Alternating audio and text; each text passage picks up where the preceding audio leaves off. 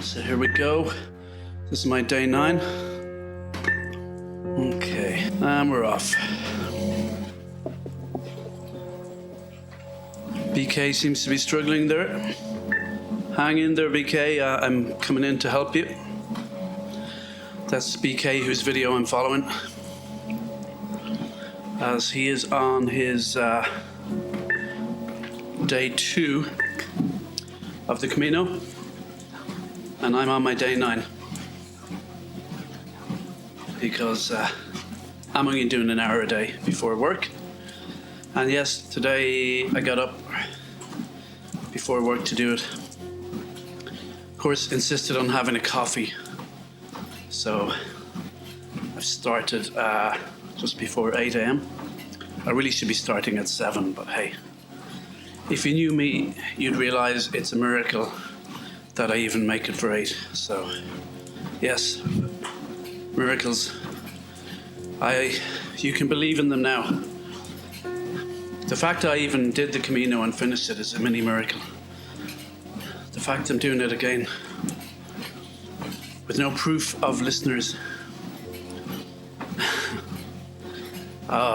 There will be hundreds of thousands of listeners. Of that I have no doubt. If we build it, they will come. Name the movie. The first prize for anyone who names a movie is first person to name the movie. €5. Subject to terms and conditions, which I'll come up with later. That's just a joke, by the way. I don't want to be caught up in some sort of legal loophole, legal wormhole that will wipe out my millions. So let's just scrap the competition's cancelled. The film is Field of Dreams. There you go. €5 for me. Competition over. Thank you for listening. Thank you for participating. So what am I going to talk about today? Let me see. Get my speed up a bit. 4.4 kilometers. And I have various notes made for things to talk about. 2 that are on my list for today are Tinder and Farley's Rusks. So any of my listeners from Ireland or the UK should know what Farley's Rusks are. They're sort of biscuits for babies. Don't know if they have them in America. I'm sure you got some equivalent. Or my many listeners down in Australia. Feel free to comment, tell us what you got down there. So anyway, when I was a kid, we never had Farley's Rusks in my house. I only discovered them when I visited my neighbour's house or my cousin's, because my mother was and is a bit of a health freak. Porridge all the way, oatmeal all the way. And we never had them because there's sugar in them. So of course, what are these people talking about? I feel like I'm hearing an English conversation, maybe not. I notice when I edit my video is slightly out of sync with me, so I don't want to get too hung up on interacting with the dialogue. What are they saying though? We'll never know. Okay, Farley's Rusks. So I did get to taste them, but I don't think my mother ever bought them once. Which is surprising because, I mean, once I discovered their existence, I must have harassed her to buy them. I must have. I know me, I know what I'm like. So I probably did harass her. Maybe she gave in once or twice, I'm not sure. I know when our mother went away on a trip or something, or she wasn't away much, but our dad would buy us sugar puffs for breakfast. Oh, that was good. That was good. I mean, I'm all for healthy food and all that. But, and I'm glad I was brought up to know the difference, but I certainly did enjoy my sugar puff hit. And then when I grew up, became a so-called adult, I did go through a phase of eating sweet cereals. Hey, what? Hi. Where are you from? Buen Camino. South Korea. South Korea. No. Yeah. To speak in English now. So, where are you from? South Korea. I didn't hear where he was from. Onwards, Christian soldiers. Okay. Where was I? Farley's Rusks and breakfast cereals. So yes, as an adult, here's the thing. If you're brought up to be really healthy, eat healthy porridge or oatmeal every day, it can backfire. Because then suddenly all these things that you weren't allowed are exotic. So yes, I did go through a phase in my early 20s of eating sweet cereals, and then I reverted mainly back to healthy stuff. So that's the thing. I guess it was ingrained in me, and I did return to the healthy living after those wild years of sweet cereals. But of course, in my early 20s, there were other factors that may have made me gravitate towards sweet cereals. Little thing called the munchies, perhaps, allegedly. Anyway, Buen Camino. Buen Camino. See, they all say it. Anyway, where was I? Let's get the fan on here. So yeah, went through that phase. But then I did, at some stage as an adult, rediscover Farley's Rusks. And in fact, some of that may have been related to the so-called munchies. And Liga as well, another biscuit for children. Farley's Rusks is the better of the two, although other brands are available. But yeah, the Liga kind of can get mushy in your mouth and stick to the top of your palate. The reason I would bring all this up, though, is occasionally still, and I'm like closing in on 50, I'm known to buy Farley's Rusks. I mean, probably once or twice a year tops. Probably averages once a year, maybe. I do remember in the past with a friend, Matthew, buying Farley's Rusks and Nutella, both of which were, see, I'm incriminating someone else here. It's not just me. Both of which in my household were a no-no. I mean, I never saw chocolate spread in our home when I grew up. And then one day, my mother got Marmite.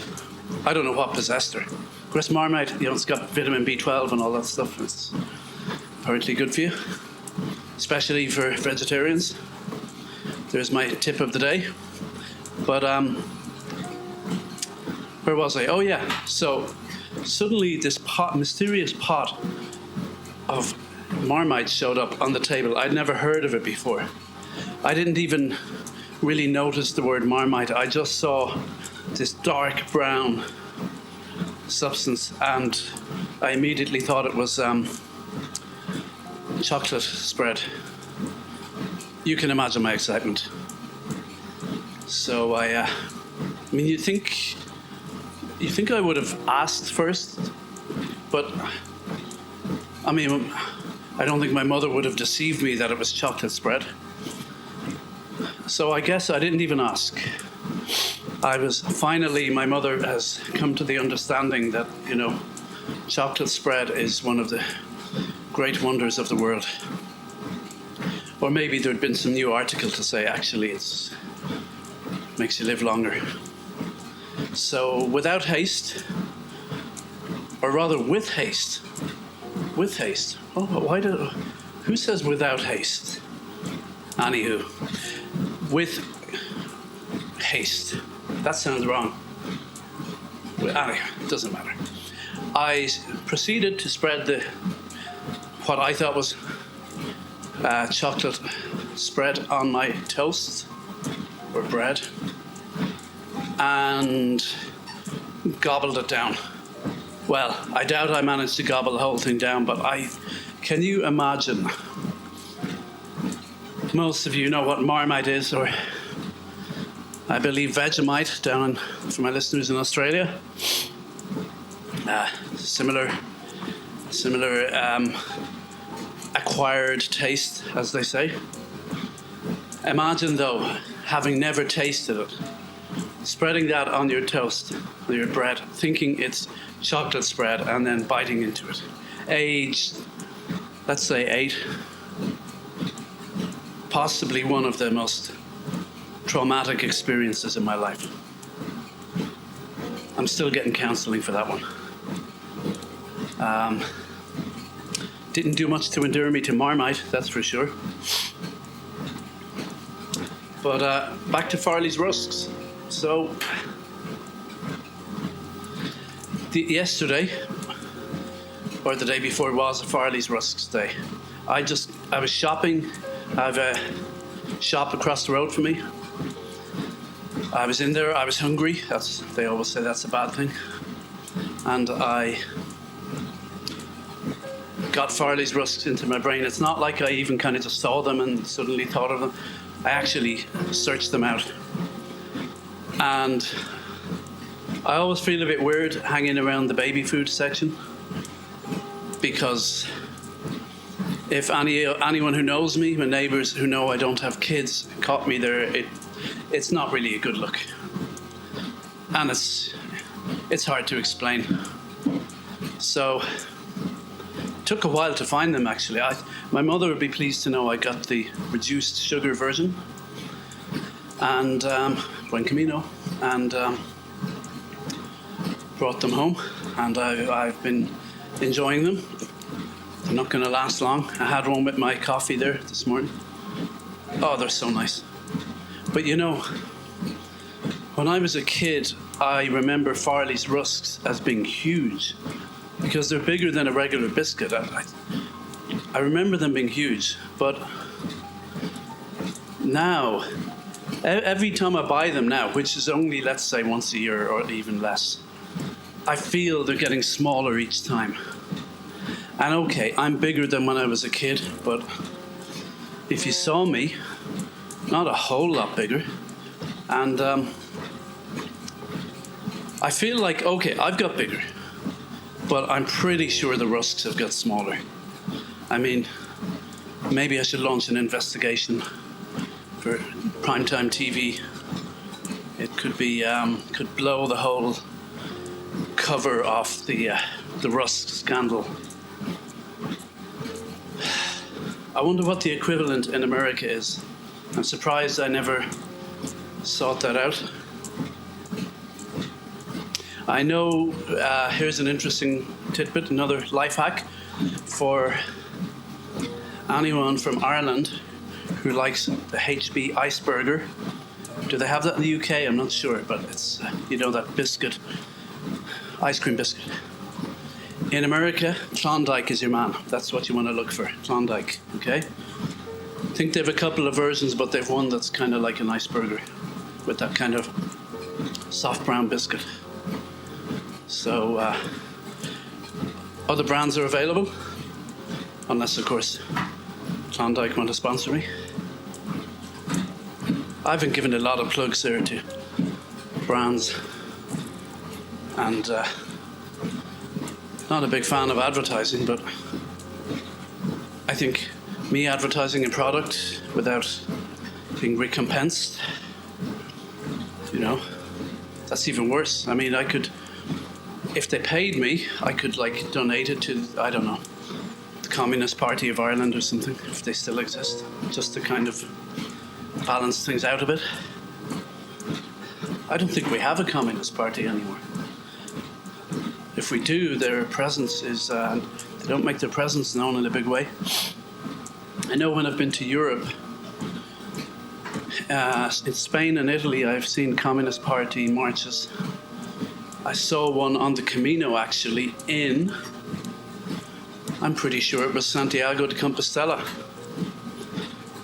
Two things that come to mind from there were the Communist Party march or protest, which was quite large, and also seeing the in a cafe, a couple of cafes, people playing traditional music, because they have in Galicia there they have, I think, a Celtic heritage. I mean, you'll see the bagpiper playing under the arch in Santiago is sort of one of the rituals of finishing the Camino, walking past him. And yes, I remember seeing some traditional type music that definitely had a whole Celtic vibe. Haven't researched it a lot, but I was told there is a link. Now, I'm going off on a tangent. Oh yeah, Communist Party. From Farley's Rusks, that inevitably leads to the Communist Party, doesn't it really? So, let's just put the fan up a bit higher here. One thing I've found in Europe, when I've seen Communist Party demonstrations, like I spent a year in Russia. Here he goes again, talking about Russia. Just crowbarring that into the conversation, just to make me sound more exotic. Actually went on a school tour there during communism, but it was after kind of Gorbachev came in and things were beginning to change. Then I ended up living there a few years after that, at the stage at which this sort of criminal kleptocracy is moving in and the capitalism is coming in, run by mafia. And obviously some people might say all capitalism is kleptocracy. I wouldn't go that far, but the version they had there, yeah, it was really bad. But the two things I saw there was the inefficiency of the old system and the cruelty of the new system. And it didn't particularly engender me towards either. But engender me, is that the right use? Engender as... No, it isn't. Engender... you would say it didn't engender a sense of something in me. Anyway. As I have pleaded before, I'm not the best in the mornings. If I was listed on eBay, I would be sort of, what's that term they use? I'd be used, conditioned used, product sold as is. That's usually a big red flag there. So yeah, you take me as is, okay?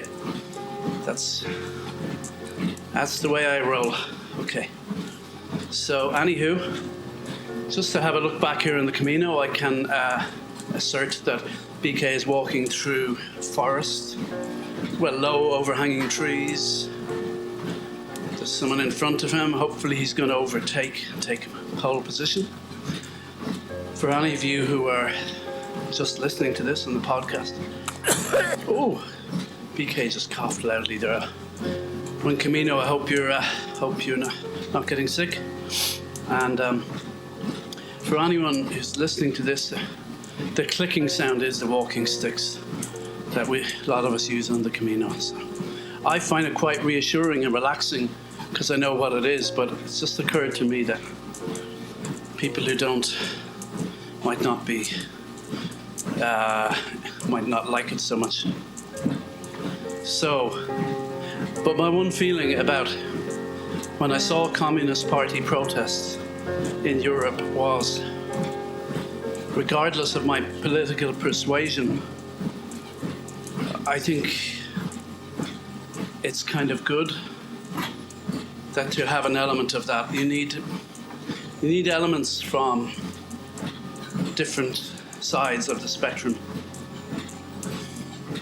And I'd consider having a relatively healthy Communist Party presence isn't such a bad thing, but I know I'm not going to get in an argument with an economist over it.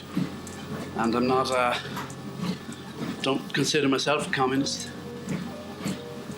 But I am not going to continue on this discourse any longer because I know very little about economics.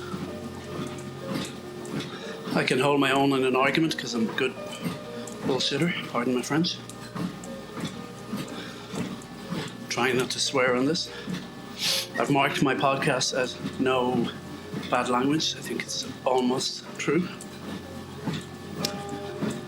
So, what have we covered so far? Farley's Rusks. Oh yeah, so I bought them again the other day. I've been enjoying them. But yeah, every time I buy them, first of all, I don't want to be spotted skulking around the kids' food department. It's not a good look for a bachelor, I think. And then when I buy them, I'm just afraid I'll bump into someone at the counter. And I even feel like saying to the checkout people, oh, you know, I don't have kids, by the way. I don't know why I feel like telling them that. I just, you know, it's like in the importance of accuracy, I must point out I don't have kids. I just like Farley's Rusks. So, I guess they think I have kids. Because no one would think I'm buying them for myself. But then, I never buy nappies. And I don't plan on starting. Although, oh, cyclists, get a bell. Ding, ding. Where was I? See, the cyclist ruined everything, as usual. So, Farley's, and they're buying them. Oh yeah, there's actually a case for buying nappies. Since I have now created the illusion in the shop across the road from me that I have kids, maybe, see, now they might think, God, he's a really negligent father. He just buys Farley's Rusks and he doesn't buy nappies or anything else. So I'll have to really sit down, do the math, as I say in the States, and do the math and work out maybe I should, if I could buy, I'd have to buy a lot of things, wouldn't I? Other baby food as well, nappies. But then they'll also start wondering, I'll have to buy the nappies for different ages and, you know, and then stop buying them at a certain age. I'll have to invent a whole story around my mythical child or children. Let's just keep it at one. This is like that book and film about a boy where I will invent a kid that I don't have just so I can eat Farley's Rusks. I mean, if I do that, it actually liberates me to eat them as much as I want, which is a plus. But I'd have to, like, my next door neighbours would have to believe me as well, so then I would have to, yeah, that's a hard one. They know right now I don't have a kid, so I'd have to start the story now. I kind of need a girlfriend first to make it more plausible. Whew, this is a tough one, but leave it with me. I could, yeah.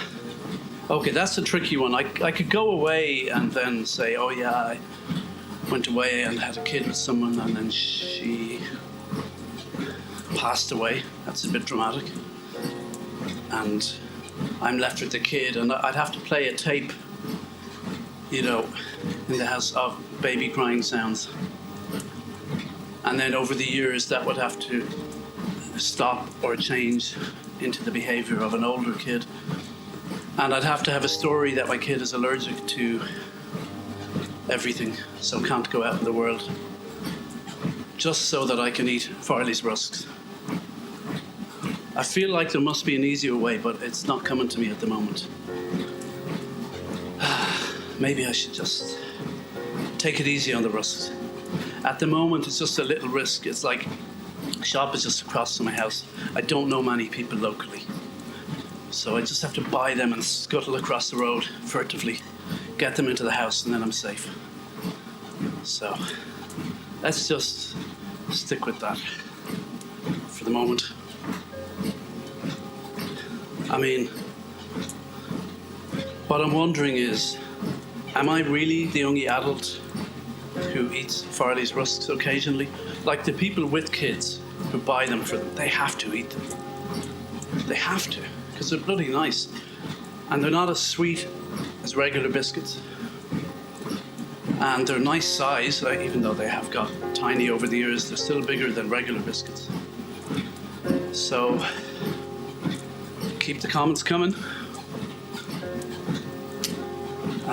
26 minutes. So today I'll be like, I'll finish this immediately on the hour, run up, have a shower, be ready for work. And why do I always, when I get up, you know, I really should have saved the coffee for after. I was there listening to the news. It's all just the same COVID. Buen Camino. And mainly COVID, a bit of Brexit, a bit of, I don't know, the usual impeachment, that kind of stuff. I don't want to date this podcast too much. I dare say it'll be listened to in the millions years from now. So let's not date it too much with political references. But they have a thing on, well, both BBC and RTE News, you know, what it says in the papers. The RTE one, they do it at 7, just after the news headlines at 7, and then at 8 a.m. And yeah, today I listened to them twice. I think they may have snuck in a few extra headlines afterwards. Something I like about what it says in the papers. It feels different to the regular news. It's like,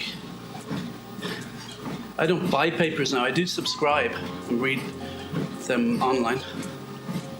And I do believe in supporting proper journalism. Thus ended the lesson. No, I won't preach any more about that.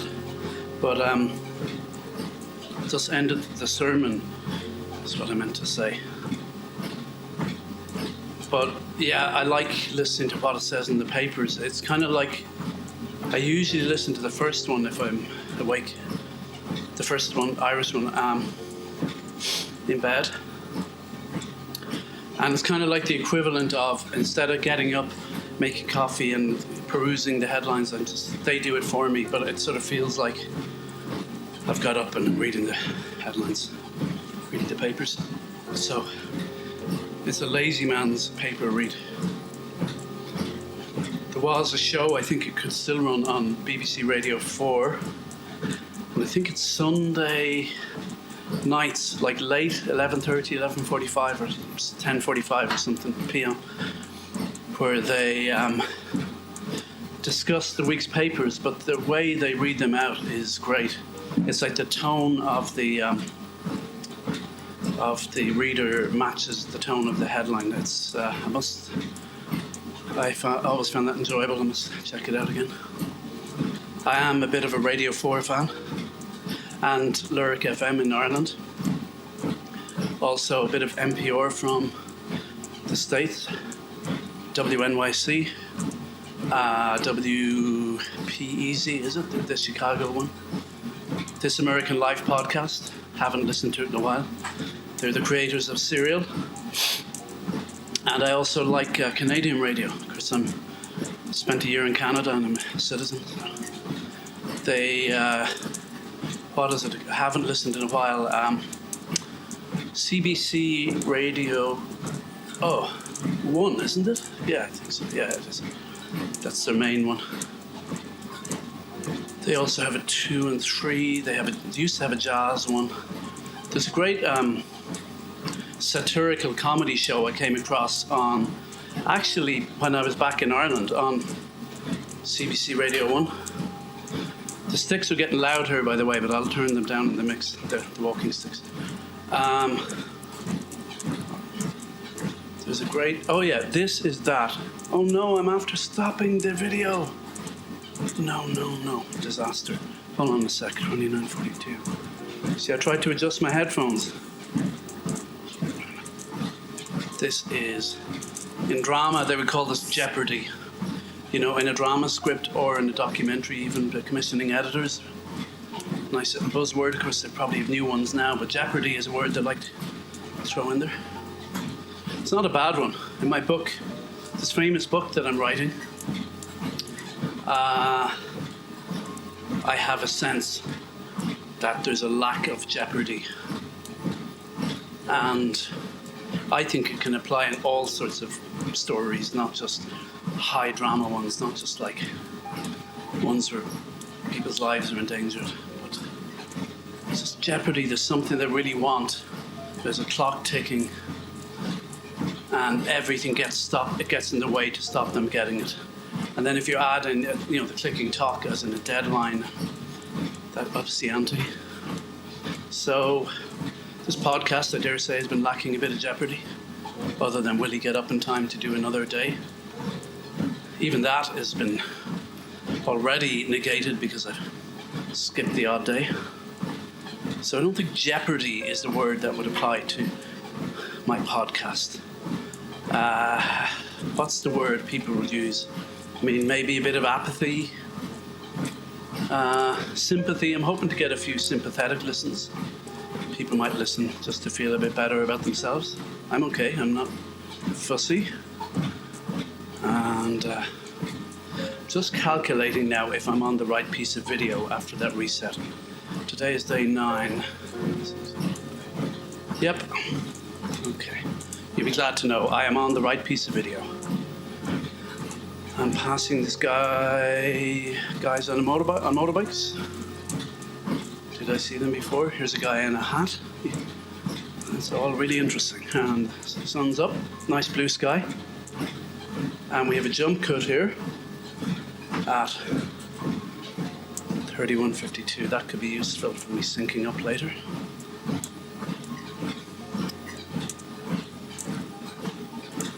So, yeah, today we've had a bit of jeopardy with my technical problems. I'm sure that made people sit up, their heart in their mouth. Look at what a good writer I am. I say things like heart in the mouth. That's really good writing there. You can keep that one though if you want. You can use it, I don't mind. It's like when we studied Irish in school. We used to learn a lot of phrases like that. My heart was in my mouth with fear. That in Irish would be Fi Machria Mavel La Hagla. Oh, I crowbar that into a lot of essays. There's a whole essay I wrote was it my leaving cert, which is our final exams, or my inter-cert? I think it was the final. I remember reciting it for my friend Matthew, the other Rusks and Nutella fan. Because Matthew's got kids now, he's got all the Rusks he wants. And Nutella, probably. Lucky him. I used to recite my essay to him, he thought it was hilarious. Just every line was a cliche. I'm not going to recite it all in Irish here, not until I get... Once I hit 10,000 Irish-speaking listeners, which shouldn't take too long, then I might throw in a bit of Irish, or Gaelic as we call it. Not quite there yet. So, let's see. How long have I left? 25 minutes. Oh yeah. Okay, 25 minutes. Yeah. It's actually 27 minutes because I rewound too much. So I was going to talk about Tinder, wasn't I? Farley's, Rusks and Tinder, they were the sujet du jour. Is that the right? See, I've got more French-speaking listeners than Irish-speaking at the moment. So. And back on Tinder. I kind of go on it for a few days and then quit. But there's a lot of spam on Tinder these days. For the guys, there's a lot of female spam out there. And often the profiles don't say anything really. It's just a nice looking picture and claims they're nearby or something. But you just, you kind of know by the things they say. Like I had one recently saying, "Oh yeah, what are your interests and hobbies?" And then shortly after that, someone saying the same thing but phrased slightly different. And you just know those conversations go nowhere. And after a few lines, they'll give you an email address. You just know you're talking to artificial intelligence. Although I use the word intelligence loosely. I never saw that film Red about a guy who has an emotional, or is it sexual, a relationship anyway, with a female AI computer thingy. And Spike Jonze directed. Got in a big argument with Emily Maitlis on BBC over it. She referred to him as a pretentious something or other afterwards. Could be some truth in that. He's a director after all. Says me, the former director. I'm not even good enough to be pretentious, you know? So I guess that's my saving grace. Although, here I go again with my perhaps. I think some people think I'm pretentious anyway. Isn't that worse? Like, to be pretentious and not to be a successful director or writer or something. I better get cracking on that book, because I want to be someone's saying something to me.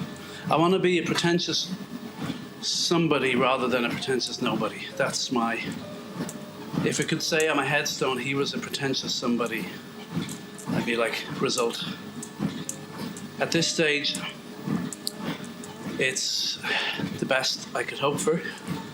And a lot of jeopardy around that. There we go. There's our jeopardy word, because it's becoming less and less likely. Yeah, you note I'm not doing positive thinking. I don't know. I did a load of that. Some of that's dangerous, some of that stuff. I think I touched on it before.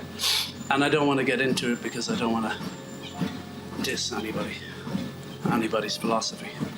But he's taking a picture, or else, yeah, I was going to say, or else checking GPS. I can hear the birds song. That's nice. So we're still on a pathway through a forest now, overhanging trees. Not a dense forest. What was I talking about? Pretentious somebody. Yeah, that's the aim. Positive thinking. Yeah, I might get back to Tinder, but I didn't have much to say about it other than a lot of bad AI out there. They gotta up their game. Like, if the female AI persona in Red was as bad as the ones on, my smartwatches. Oh, I think it's shutting down. Oh no. Oh. I'm not sure I got what you meant, she said to me. Now that's funny. Just when I'm talking about Red, the film, my AI female voice watch says I'm not sure what you meant. Yeah, you see what I mean? I think the AI is a long way away. If she started berating me and arguing with me, then we'd be getting closer. Psychoanalyzing me. Yeah. Asking me to pull my weight around the house. Then I'd be like, hey, this shit really works. Pardon my language. This stuff really works. So, Tinder. I moved from Tinder to AI to being a pretentious nobody. Aiming to be a pretentious somebody. There's your jeopardy right there. I know you're all wondering, by the end of this podcast, will he be a pretentious somebody, or it's just the pretentious nobody that we all love and care about and, dare I say, worry about a little. But positive thinking. I actually feel quite positive in my life, and when I'm saying things like, oh, I'm a pretentious nobody and all that, it's a bit of fun. people say, well, the words have meaning. Yeah, but you know something? My words mean that I don't take all that so seriously anymore. And it's such a relief. And back to Anthony Hopkins, who seems to have become my guru, saying it was a relief for him to realize, yes, I am inadequate. It doesn't mean he's 100% inadequate, but it does mean he's not 100% adequate. That's my interpretation. So that's how I feel at the moment. I'm doing this podcast without any... Oh, there's lots of hopes and aspirations, of course. My ambitious side is always lurking, but I'm not trying to control it. I saw something where Amazon, what are they called? Audible, are looking for the same thing as they're run by Amazon, commissioning podcasts, and I was thinking of applying. I'd be pretty sure they wouldn't be interested in, certainly as is, because I've no plan. And I don't want to. I've applied for the different awards and schemes over the years, and I don't know, you start talking about the project, and sometimes I just don't know what it is anymore, because they're asking you all these questions. Who do you envisage as your market and your audience? I know I was listening to a podcast the other day, Blind Boy Boat Club, somewhat more successful than me, Irish podcast. Hold on. We're having a conversation in Korean, and I know you want me to translate, but it's private. So that was quite a private stuff. I'm not going to translate that for you, sorry. So, 3 people ahead. BK hopefully is going to take pole position shortly. Before we finish today, there's some jeopardy. Will he make it? I'll keep a report going for you. So, positive thinking. What was I saying about that?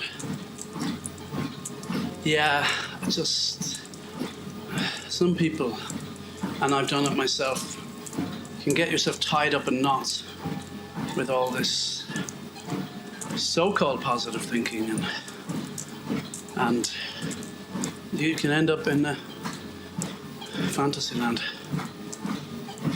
Oh, I think there was a jump cut there in the video, just keeping you posted. Still 3 people ahead. This is getting tight. Got about, how many minutes have we got left? 15 or so? So, will he make it? We'll never know. Well, we will know. I'll let you know. Now, Anil's having another conversation. He's laughing. So, that's good. And he's saying something about, I really want to overtake these people and win pole position. And then he laughs at the end for some reason. So, this is quite gripping. It's a tense moment. Well, I'm already maxed out. 4.4 kilometers an hour. I ain't going faster than that, I tell you. So,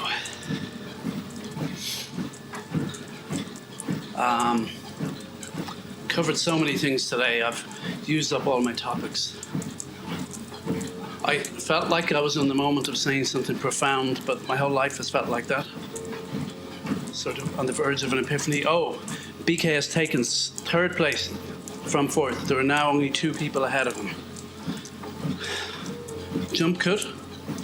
Video cut there, and he is now, I think, still in 3rd place. Yes. So, this could be a dramatic finish to what's been a great morning of Camino sports. Do you ever notice that sports, every time I hear it on the radio, even during COVID now, they don't say it as much now, admittedly, but they're always saying, oh, we've a great weekend of sport lined up for you, really exciting weekend. I'm like, they can't really all be equally exciting. I think I'd believe them more if they said, well, we've got a really mediocre week of sport lined up for you today, or, today, oh my God, this is so bad I wouldn't even bother watching. If they said that every so often, then I'd actually believe them when they say they got an exciting weekend of sport lined up.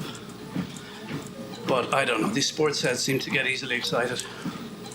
Not putting them down, of course. I'm able to talk about sports. In order to talk with most gentlemen, one needs a modicum of sports knowledge, I find. I kind of like the international stuff. I did get a lecture from a Tinder date once for not following the Galway hurling team. Hurling is an Irish sport, the fastest field game in the world. Pretty exciting game. A lot of talent there. A lot of talent involved, which I do appreciate, but I don't follow a lot of it, except for maybe the finals. And despite getting a telling off for not following Galway, I was glad to see them win. There's only one person ahead of BK now, and I'm not even sure if it's the same person from before. The video keeps cutting. I wonder what happens when the video cuts. I wonder what we're missing. This could be something to investigate. Whoops. Pardonnez-moi. I hit my mic. So, I don't know if we're going to make it. I tell you, my right ankle is giving in, so between me and BK, I think BK is lagging behind, and injuries are beginning to manifest, and the guy ahead of him is gaining some distance, so the jeopardy is increasing by a force of magnitude. If that's good English, I think it might be. And we're certainly looking forward to finishing and having a shower and getting to work. I did enjoy my coffee and my Farley's Rusk. And yesterday, actually, I got some coffee beans. I realized I had a grinder that I thought I didn't have. And I got some coffee beans. I did what Beethoven does, or did. Although if all time exists at once, then he's doing it right now. I counted out 60 coffee beans, ground them and made the coffee. But today I didn't have time, so I just used pre-ground coffee. But also, if I was doing that on a regular basis, I would count out 60 beans, weigh them on, I've got one of those, digital scales, and actually just count out that weight. Although for him it was part of the ritual, but I know me, I always get up at the last minute, I'm in a rush. Of course, there I am talking myself into it. I'll concede that anything's possible. I may change completely. I might start composing world-class symphonies and concertos. Bit of a shame though, because that period is kind of gone. Like classical musicians now, people who compose in that style, it's more of a niche thing. Beethoven was a kind of rock star in his day. No, I'm sticking with the electric guitar. I think it's a little out of fashion, but it might come back. It is, after all, for me, the bedrock of modern music as we know it. Starting with, the blues. The black musicians really, overtake this guy. The black musicians really informed popular American music, even though it was the airwaves and the business was dominated by white people at the time. Billy Gibbons from ZZ Top, who I mention every so often, he's a great guitarist actually, but he said, when he was a kid in Texas, he used to go and see the black musicians play, including Ray Charles, who was a pianist, right? And that was his education. He said he wanted to be black when he saw them. And but then the electric guitar, you got the blues, you got the electric guitar, and what a combination. I don't think electric guitar will completely disappear. I don't know. I don't listen to the stuff nowadays. There's a lot of acoustic guitar and then other syrupy kind of music. I don't know. Hey, look, that's the way it is, isn't it? You grow up and you don't understand what the young folk are listening to. So, I mean, I listened to a lot of crap in the 80s. And it's kind of funny that I'm now practicing ZZ Top, because I'll admit they were a little cheesy, but at the heart of it all was the blues, or blues rock, which was their flavour of it. And Billy Gibbons is a seriously good guitarist who travelled with Jimi Hendrix, supporting him, and briefly played with him too. And claims that Jimi Hendrix said he was the best guitarist. I haven't heard Jimi Hendrix say it though. Either way, he's up there. And I saw a video of him just playing the blues in a shed with another musician. I thought, wow, playing the blues with an old Esquire guitar, which presaged the Telecaster guitar, and getting this real vintage sound out of it. Oh, it was beautiful. You can just see how that's the basis of all his other music, and of so much popular music. This guy is not allowing any room for BK to pass, and I've got 8 minutes to overtake him. Okay, I'm going to put my speed up to 4.5. Remember, I'm carrying an ankle injury, so this is a serious jeopardy now. I think BK is suffering, I'm suffering. Let's see if my 4.5 speed helps me. Damn it, I'm going 4.6. Now, my incline is at 2, I'm putting that down to 1. Okay. Who said this podcast wasn't exciting? And I've lost all audio for some reason. I'm not touching my headphones in case I screw up the video again. So, I don't know what's happened. I think it's just another element to the drama. I can feel you all on the edge of your seats. I can see BK's stick coming into frame, going up and down. He's really powering through. This is up there with Ben-Hur, or any great Chariots of Fire, although I wish I could do it in slow motion, and any great horse race you can think of. Sugar, who are the greats? Red Rum. Sorry, I don't know any American horses. I do. A seahorse? Am I right? Or is that something from BoJack Horseman? No, Seahorse was a famous horse. So, also War Horse, of course, that's English. I saw the film and the play. The film is good. The play is worth seeing they really make you feel. Like story-wise, I don't remember an awful lot from the story, and the acting were fine, but what's great about it is, first of all, okay, the puppets, horse puppets are amazing, and the operators of them, they just make them feel so alive. But it's not just that. Everyone comments on the puppets, but the whole play makes you feel, for me it was like it's from the point of view of a horse. So they had loud bangs and flashes and, of the artillery or whatever, and just, I'd need to see it again to study how they did it, but that was what it did to me. It put you totally in the point of view of the horse, just freaked out in the middle of a war. And it really, I can see why it was so successful. It was National Theatre in London put it on. I saw it when it came to Bord Gáis Theatre in Dublin. And I'm not going to say it's my favourite play that I've ever seen, but really, yeah, I can see why it's so successful. Really visceral experience. My sound is totally gone here, so. But I can tell you, it looks like we're not going to reach pole position. Sorry to tell you now, folks. I know you want me to go faster, 4.8. Here we go. And we have 6 minutes. He's closing in on the guy, but the guy just won't. He's got his sticks out wide. Hence the Ben-Hur analogy.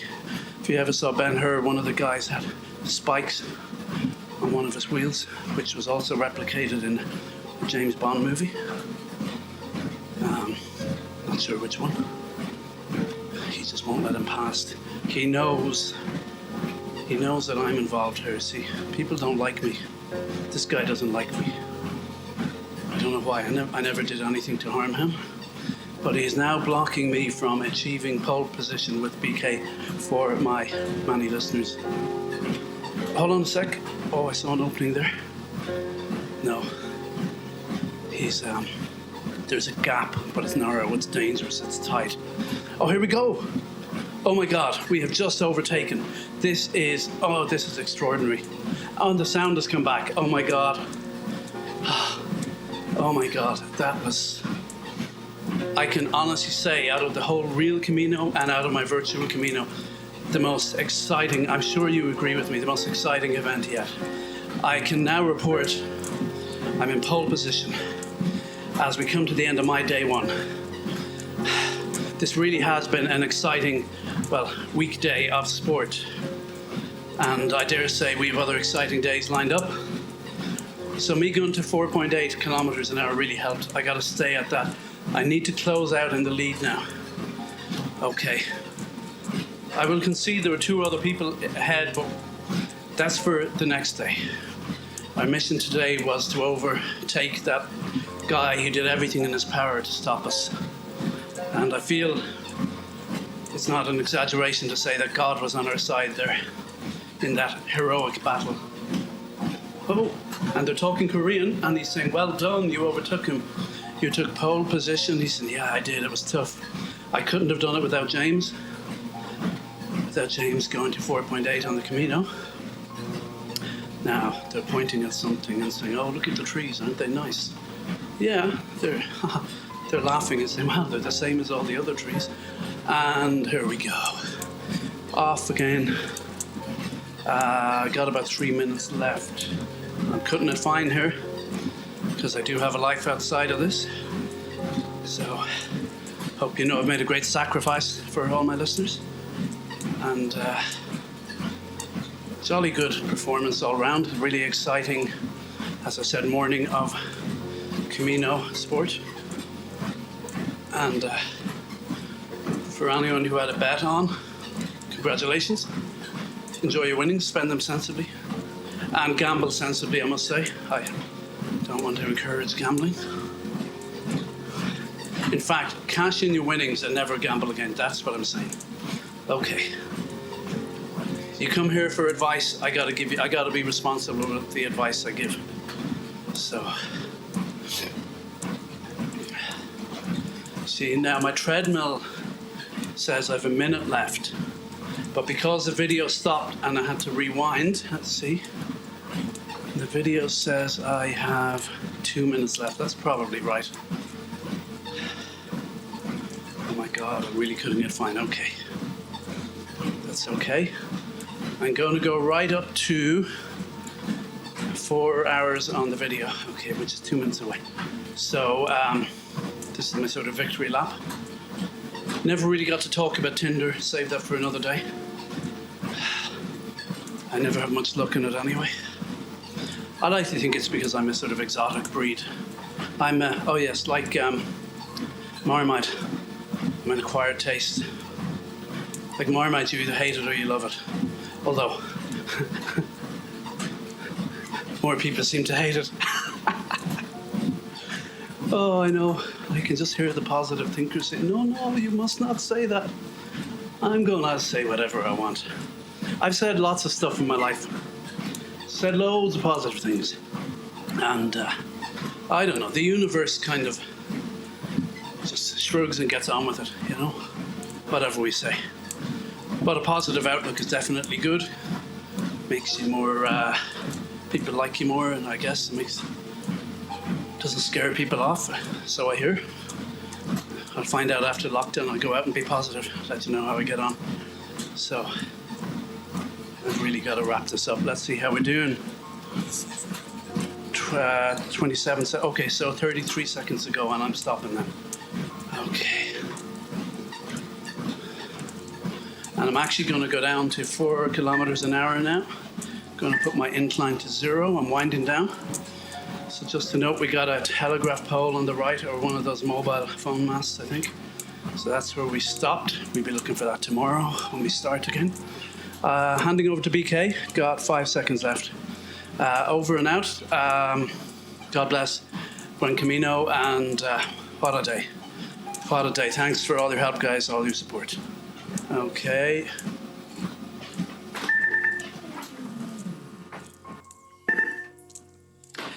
Okay, so here we go. I am back again. It's still day 9. And apologies for this. It's been a tough day. I'm back again because I realized there's only 15 minutes to finish our day 9, BK's day 2. And I thought I wouldn't do that to my fans, to leave them 15 minutes from the end of a full day for our video man that we're following here. So, welcome back. It's been actually 8 hours or so or more since I last talked to you. And back to do the last 15 minutes, which means tomorrow, day 10, will be BK's day 3. So we'll be starting in the AM. Nice. It's nice to get to finish a full day. If we look here, yeah, the sun would have started behind him. It's coming around. It's kind of more in front of him, dazzling him a bit. And that's a sign that he's going the right way, at least. So I don't think the last stretch is the hardest. I think the first stretch, getting going, is hard. I don't know. It's all hard. But the last stretch, at least there's hope. The end is in sight. So I averaged 23.5 kilometers a day. One day, early on, just after Pamplona, I only did like 6 or 8 kilometers because my knees were banjaxed, as we say, kaput. So then another day I did 45 kilometers. That's a story worth hanging in there for. So BK is talking to his friends there. He's saying, we're nearly there, lads, hang in. So, God, the treadmill's really squeaky. I wish I had a sponsor, like a treadmill sponsor who could give me the best gear. I just changed the incline. It's less squeaky now, I think, for the moment. I have nothing planned to talk about. I was going to say something there, then PK spoke. I lost my train of thought. Whatever were we talking about? We're getting near the end anyway. So yeah, it's all tough. But I got there in the end, and I'll get there this time. So with you, if you do it, or if you're doing it now. So just lots of trees around and narrow pathway. Nothing too exciting. Weather's good. In Spain, that is. Here in Ireland, it's okay. It's chilly and dry today. I'll take that. Oh, I think I was on the verge of saying something interesting. We'll never know. So, I have things lined up to talk about. I can never really give you a preview of, tomorrow on Camino on a treadmill, because I never know what I'm going to be saying. I'm going to talk about David Bowie at some stage. That's on my list. Let's have a look at the list. God, I really think I had something profound lined up. Oh yeah, the 45 kilometers. That's an interesting story. You could say there was love interest involved. That would be stretching the point a little. But I'll just plant that there. Keep my listeners listening in the soap opera that is my Camino on a treadmill. You could do a soap opera on the Camino, but it'd kind of be strange because it keeps moving. Soap operas kind of are rooted in place, kind of like sitcoms in a way. Do have a couple of book ideas set on the Camino. I think you could do interesting things. I do have a book idea based around the 45-kilometer trip that I make. Oh, where do I make that? After Los Arcos. If you want to look that up, that's when it heats up. That's when the B-story romantic plot kicks in. Oh boy, I am really overcooking that. Big time. But why not? You need to overcook things a little to keep people listening. It's worse things have been done. So BK was just saying there, I'm looking forward to hearing James's story about the 45 kilometers. Yeah, you'll like it, BK. You'll like it. It's good. So what else have I lined up? Let's see, how are we doing time-wise? So they're having a laugh. That's good. Are you having a laugh? You having a laugh? I don't have the accent for that. Catchphrase from Extras. Are you having a laugh? No, let's not go there. Oh, BK's humming. He's in a good mood. You know why? Because we're going downhill now. Because if there's one thing better than downhill, than uphill, it's downhill. Although, gotta like the old plateaus as well. There's a metaphor for life. Mind you, if it was all plateaus, they say it would be boring. I wouldn't mind giving it a shot. Just like they say you live in California. Say after living in Ireland, people say they get sick of the sunshine. I'd certainly like to give it a try. I'd certainly like to get to that point. Although, it does have to be said, just thinking about it, I'm not a major sunshine head. Like, I don't like the rain. We get way too much of that here. I spent a year in Vancouver, British Columbia. Again, too much rain. Cold and dry. I like that. Used to get a bit of that in Russia. Iceland, I remember being there. It was cold and dry, powdery snow. Not too much sunlight. That was okay. But yeah, when I'm rich and famous, I'll try out California. I'll let you know how I get on. I like London as well. I'll have a place there I think we've been through this before. Just keep the money coming in and I'll buy all the properties. Let you know how I get on. So, big conversation going on here. PK and his friends in good form on the way downhill, laughing, looking forward to arrival at Zubiri. I actually went on past her to not Los Arcos, some other place. The place with the crazy shopkeeper who said you need to relax. I think I've talked about him enough. I'd love to know what they're saying. I've given up the pretense that I can translate Korean. I'm sorry for anyone who was fooled. I can be pretty convincing at times. I didn't mean to deceive you. It was all the name of good humor. Whew. So we're nearly there. He'll have a little map at the end to show the end of his day 2. End of my day 9, our day 9. And everyone's in good form. Even I am. So I won't even look at my phone to see what surprises I have lined up for tomorrow. David Bowie is somewhere on the list. I'm getting a few ideas about aliens, about my alien listenership. Kind of want to give a shout out to them as well. Because millions of years from now, I could be discovered.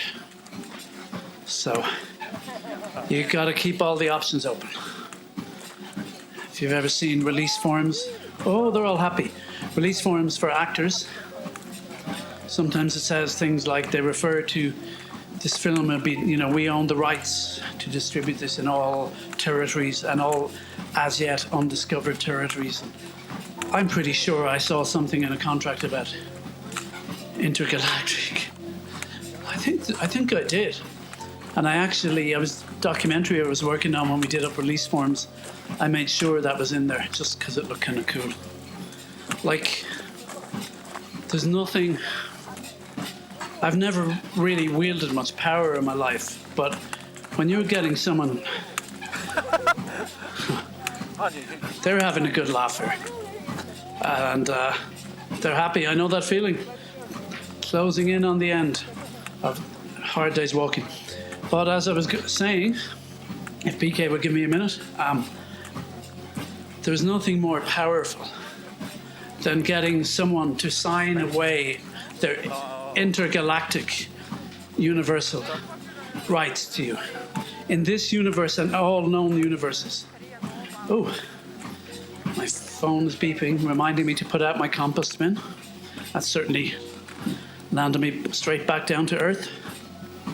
But yeah, if you're gonna do a release form, I suggest covering all your bases, and don't just let it stop at this universe. Some say there are infinite universes in which everything, all permutations are playing out at once. I'd like to think I'm only walking the Camino on a treadmill in one of them.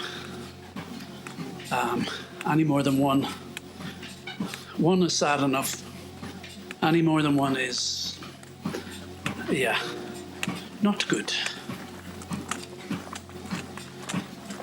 Oh, I'll put the fan on to pass the time, which would have passed anyway, according to Mr. Beckett. So thanks for walking with me. Oh, they're speaking English. We couldn't stay at Roncesvalles last night.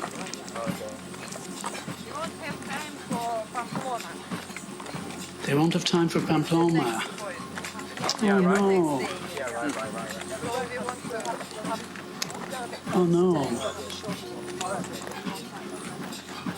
And here we go, we're arriving. Buen Camino. 아니 지금 벌써 이러면 산티아고 가면 울겠네. You having a laugh? You having a laugh? You having a laugh? Oh, I got that totally wrong.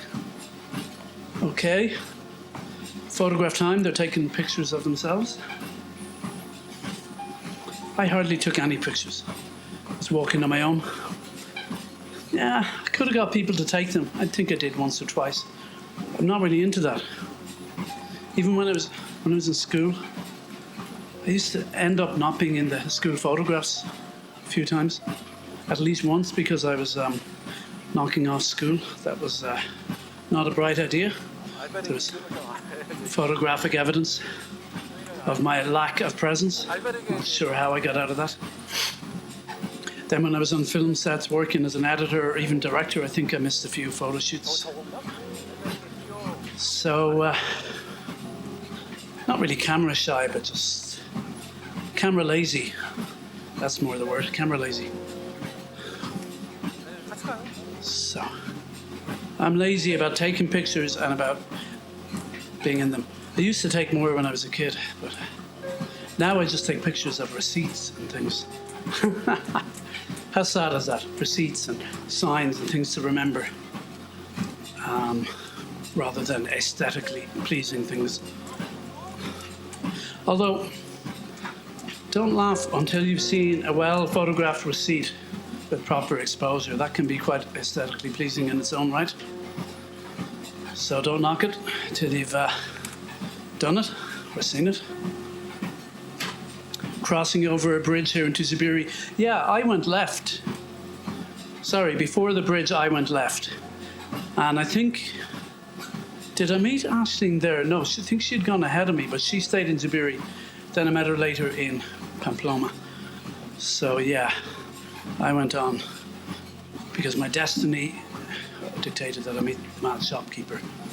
You need to relax. Okay, here's the map. PK is showing a map of the route. Fairly hilly. And let's see. Okay, the video's over. Good night, Buen Camino. See you tomorrow.